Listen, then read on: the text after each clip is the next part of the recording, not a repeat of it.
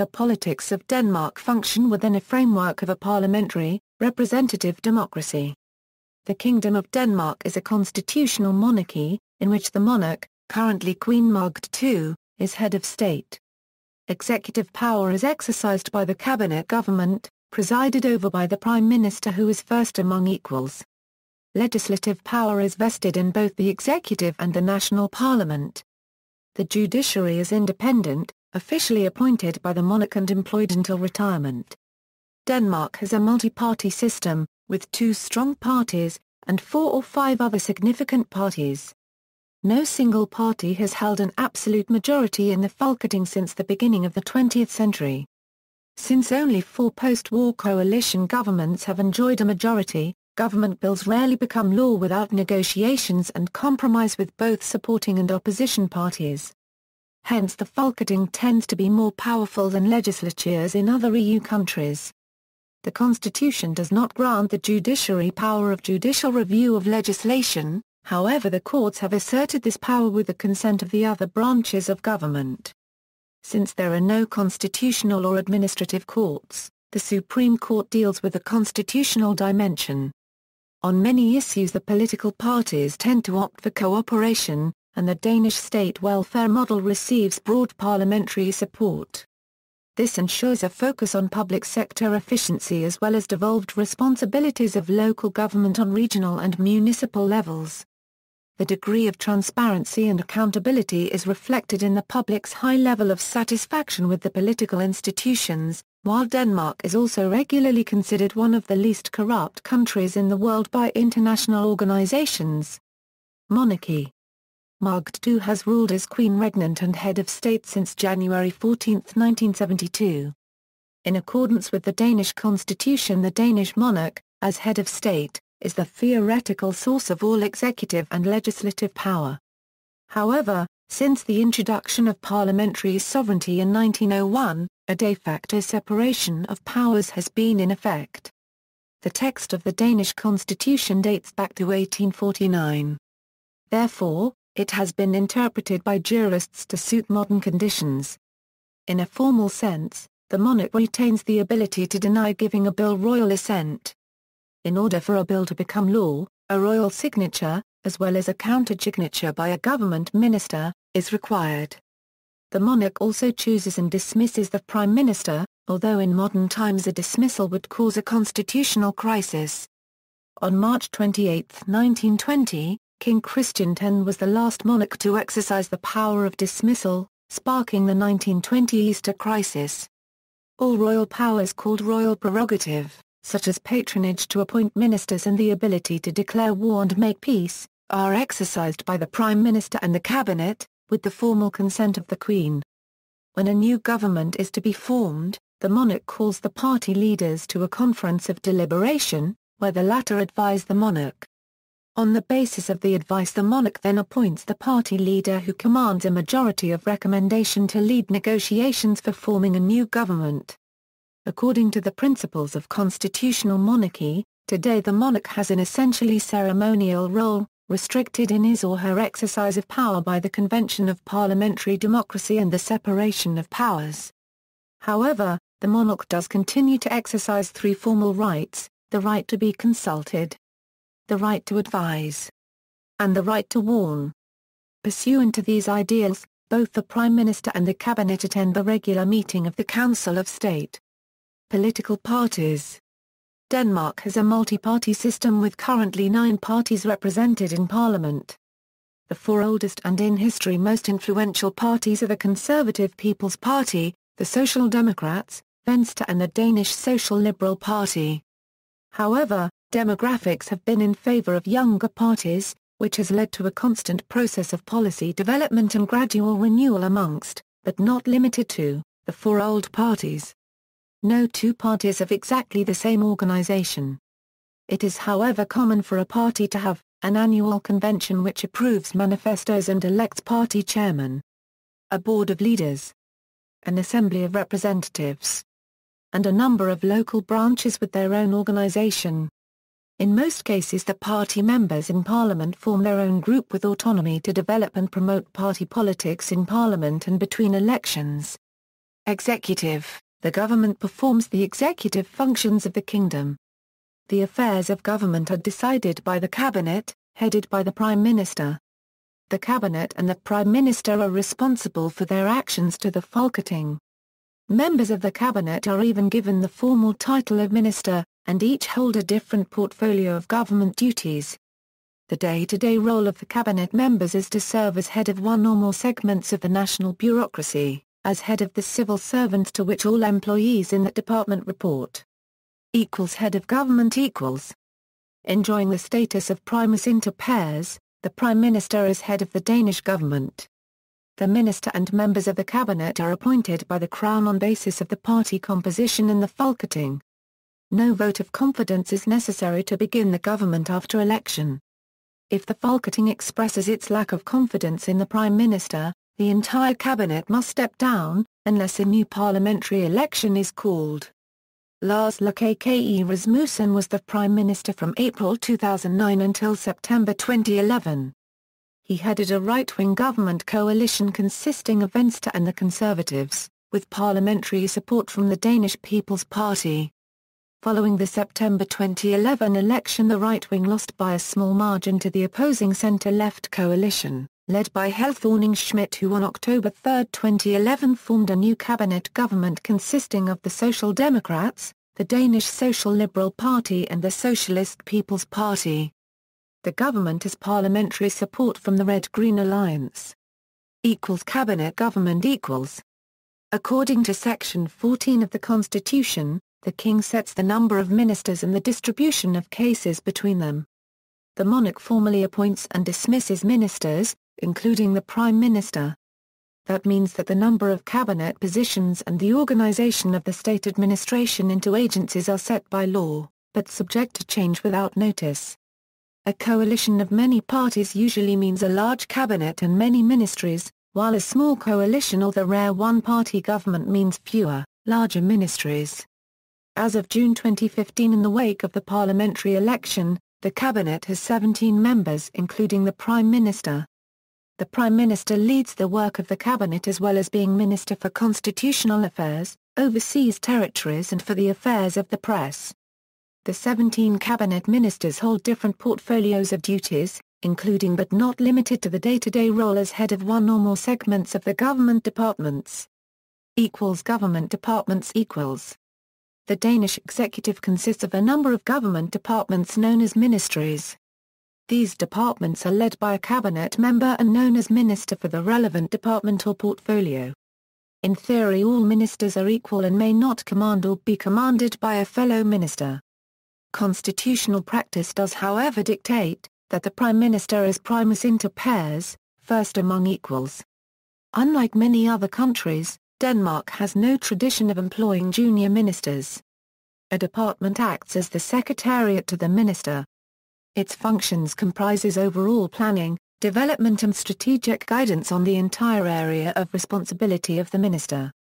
The minister's decisions are carried out by the permanent and politically neutral civil service within the department. Unlike some democracies, senior civil servants remain in post upon a change of government. The head of the department's civil servants is the permanent secretary. In fact, the majority of civil servants work in executive agencies that are separate operational organizations reporting to the minister. The minister also has his own private secretary and communications personnel. Unlike normal civil servants, the communication staff is partisan and do not remain in their posts upon changes of government. Tradition of minority governments equals, as known in other parliamentary systems of government, the executive is accountable to the parliament. Under the Danish constitution, no government may remain in office with a majority against it. This is called negative parliamentarism, as opposed to the principle of positive parliamentarism as in Germany and some other parliamentary systems a government needs to achieve a majority through a vote of investiture in parliament. It is due to the principle of negative parliamentarism and its proportional representation system that Denmark has a long tradition of minority governments. Nevertheless, minority governments in Denmark sometimes have strong parliamentary majorities with the help of one or more supporting parties. The previous government of Venstre and Conservatives thus had stable parliamentary support from the Danish People's Party even though this party was not a member of the government.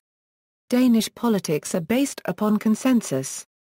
The former coalition government between the Social Democrats, the Danish Social Liberal Party and the Socialist People's Party is a minority government, based on the support of the Red-Green Alliance and a handful of independent members of parliament. Because of this tradition it has historically been common practice to cooperate among the two sides in the parliament. Legislature. The Folketing performs the legislative functions of the kingdom.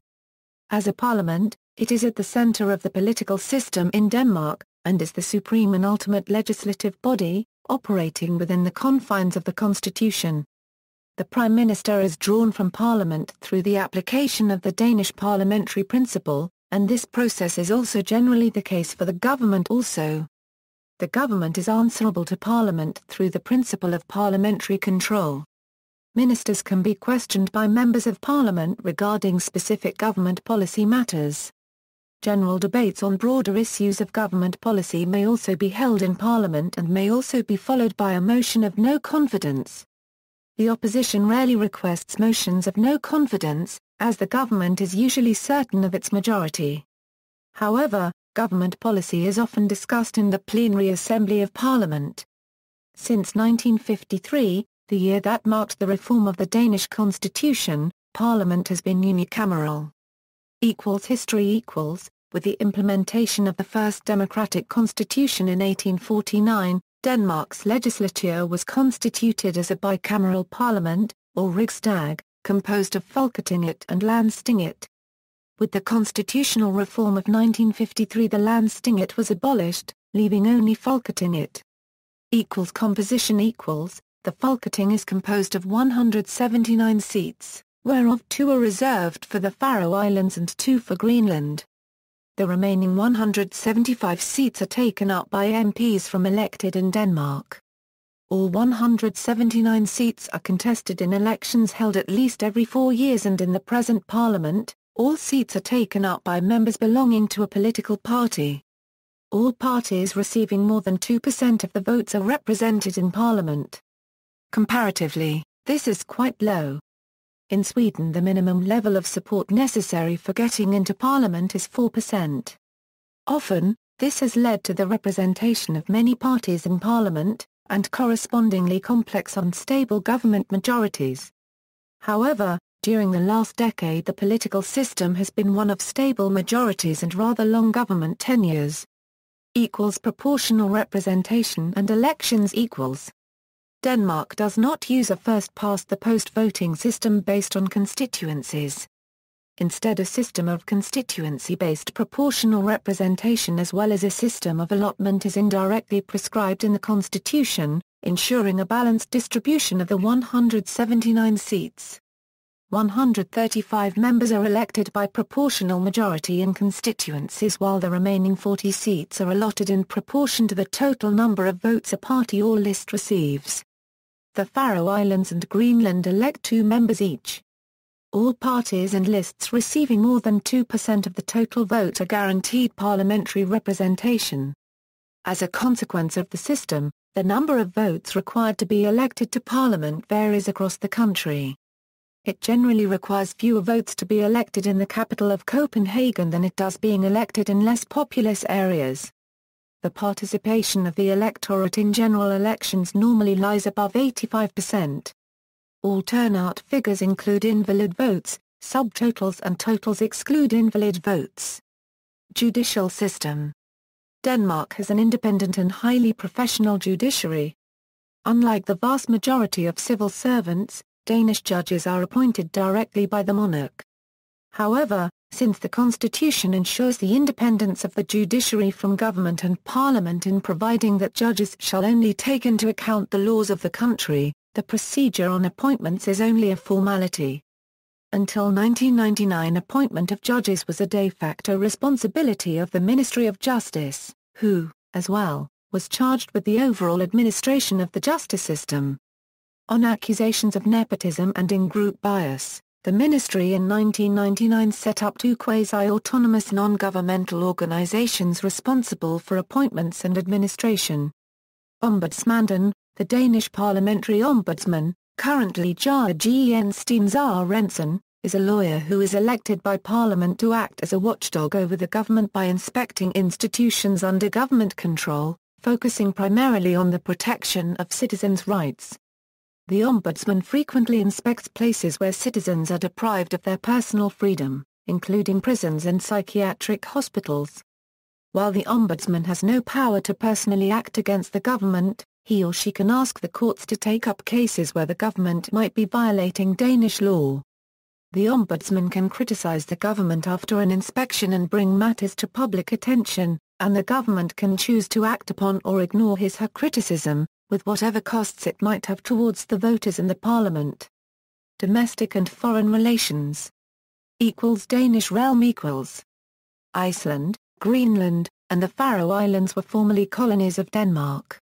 The Danish-Euro-Icelandic Act of Union changed the status of Iceland into that of a kingdom in personal union with Denmark. Iceland remained subordinate to Denmark until independence in 1944 amidst World War II. In the 19th century, Greenland and the Faroe Islands were given the status of counties, and their own legislatures were disbanded, becoming integral parts of a unitary state. They later gained home rule. The Faroe Islands in 1948 and Greenland in 1979. Today, Greenland and the Faroe Islands are effectively self-governing in regards to domestic affairs, with their own legislatures and executives. However, the devolved legislatures are subordinate to the Folketing, where the two territories are represented by 2 seats each. This state of affairs is referred to as the Rigsfællesskab. In 2009, Greenland received greater autonomy in the form of self-rule. Foreign policy. Danish foreign policy is based on its identity as a sovereign nation in Europe. As such, its primary foreign policy focuses on its relations with other nations as a sovereign independent nation. It is a member of NATO and the European Union. Membership in the latter organization has brought forward questions regarding the sovereignty of Denmark and its parliament. In recent years, Greenland and the Faroe Islands have been guaranteed a say in foreign policy issues such as fishing, whaling, and geopolitical concerns. See also, Danish defense, monarchies in Europe. Notes